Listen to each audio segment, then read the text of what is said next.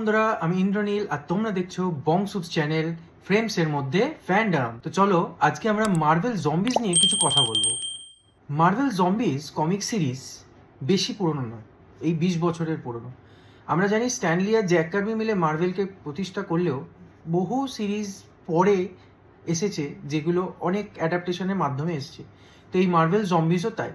2005-06 Robert কার্কম্যান মার্ভেলের হয়ে এই সিরিজটি লেখেন এবং খুব কম সময়ের মধ্যেই এই সিরিজটা ফেমাস হয়ে যায়। কিন্তু এটা নিয়ে বৃহত্তরভাবে কোনো অ্যানিমেশন এই এমসিউর আগে অবধি বেরোয়নি। কিন্তু যখন এমসিইউ নিজের এই ইউনিভার্সটা তৈরি করলো আর হোয়াট ইফ নামে কার্টুন অ্যানিমেশনটা এলো, তখন তার সিজন 1-এ একটা এপিসোড দেখিয়েছিল যেখানে এই মার্ভেল জম্বিসকে দেখানো হয়। তো সিজন 1-এ যেখানে দেখিয়েছিল হ্যাংক পিং তার ওয়াইফ জেনেটকে খুঁজতে কোয়ান্টাম রেলমে গেছিল এবং সেখানে দেখে যে কোয়ান্টাম রেলমে জেনেট কোয়ান্টাম ভাইরাস দ্বারা আক্রান্ত হয়েছে এবং জেনেট হ্যাংপিংকে আক্রমণ করে আর তারপরে হ্যাংপিংও জম্বি হয়ে যায় এবং তারা ওই কোয়ান্টাম রেলম থেকে বেরিয়ে এসে পুরো গোটা শহরটাকেই ইনফেক্টেড করতে শুরু করে দেয়।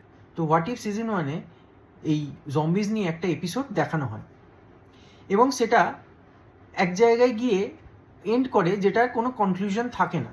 দীর্ঘ প্রতীক্ষার পর এই 2025-এ এসে দাঁড়িয়ে মার্ভেল জম্বি সিরিজটা এসছে, যার 4টে এপিসোড আছে। এপিসোডটা দেখতে তোমাদের ওই 2 ঘন্টা থেকে 2.5 ঘন্টার মতো সময় লাগবে।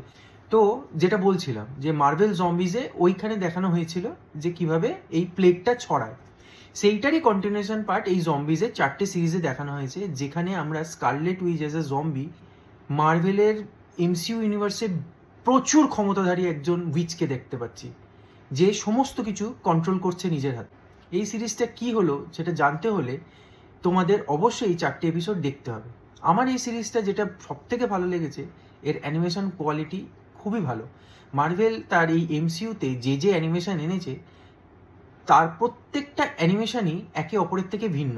তো মার্ভেল জম্বিজের কমিক্সে যেভাবে দেখানো হয়েছিল এখানে এমসিইউতে সেইভাবে নেওয়া হয়নি। এর ডিরেক্টর হলো ব্রায়ান অ্যান্ড্রুস, যে মার্ভেল এবং ডিসি ছাড়াও বিভিন্ন সায়েন্স ফিকশন মুভির স্টোরি বোর্ড আর্টিস্ট, এবং সে এই প্রথম এই সিরিজটাতে না শুধু সে ডিরেকশন দিয়েছে, সে এটার এক্সিকিউটিভ প্রডিউসার এবং তার সাথে সাথ দিয়েছে জেব ওয়েলস, যে কিনা কমিক্স রাইটার একজন, যে মার্ভেলের হয়ে নিউ মিউটেন্টস এবং স্পাইডারম্যানের নতুন সিরিজ নিয়ে এসছে। তোমরা যদি দেখে থাকো মার্ভেল জম্বি সিরিজটা, তাহলে অবশ্যই কমেন্ট সেকশনে জানাও যে কেমন তোমাদের লেগেছে। তো আজকের মতো এই ভিডিওটা এখানেই। অবশ্যই বংসুপস চ্যানেলটা সাবস্ক্রাইব করে নিও। আবার দেখা হবে স্ক্রিনের এপারে বংসুপসের সাথে। ততক্ষণের জন্য বাই।